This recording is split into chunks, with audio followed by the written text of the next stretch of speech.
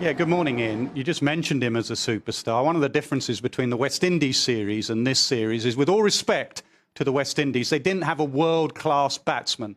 Pakistan have a world-class batsman in Babar Azam. And not only is he good at white ball cricket, he's getting much better at red ball cricket recently. I'm going to show you how good he's been since the start of 2018. Look at the names below him. Labuschagne we saw in the Ashes and since. Steve Smith, Kohli, Williamson, three of the Fab Four, and Babar Azam should definitely be mentioned in that breath. Not only his stats, but the way he gets them. I'm going to show you from 2018 at Lord's how elegant a player he is. He plays through that offside beautifully. Lovely driver of the ball, good off the back foot and the front foot.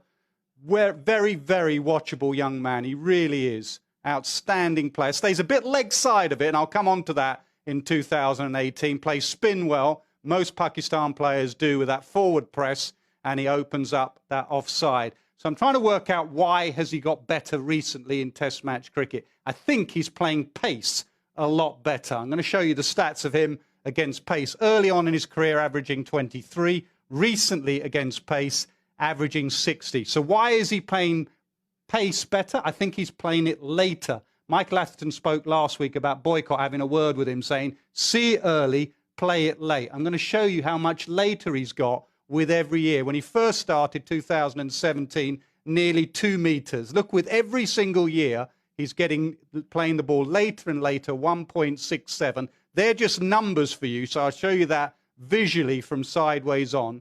Have a look how every year he's playing the ball slightly closer to him and more underneath him. So that's playing it later. I also think what he's done, I said in 2018, he was slightly leg side of the ball. Think Virat Kohli in 2014, nicking off outside off stump. I think he's moved over a little bit. Have a look at him in 2018, and you can see his off stump.